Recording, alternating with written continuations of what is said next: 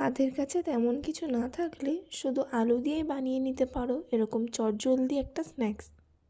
প্রথমে দেখো আলুটাকে এরকম স্লাইস করে কেটে নিয়েছি।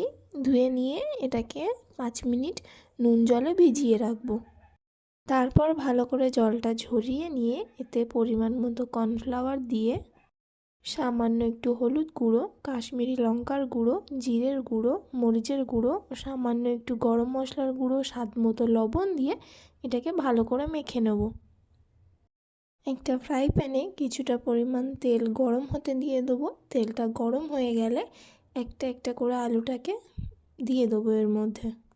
এবার এটাকে একদম লো ফ্লেমে 6 থেকে 7 মিনিট ফ্রাই করে নিলেই রেডি আমাদের ক্রিসপি পটেটো স্ন্যাক্স। এটা কিন্তু যথেষ্ট মুচমুচে হয়েছে। টমেটো সসের সাথে সার্ভ করো, দেখো টেস্টটা কিন্তু ফাটাফাটি। এরকম আরও রেসিপি পেতে পেজটি অবশ্যই সাবস্ক্রাইব করে রাখবে এবং লাইক, কমেন্ট, শেয়ার করতে ভুলবে না।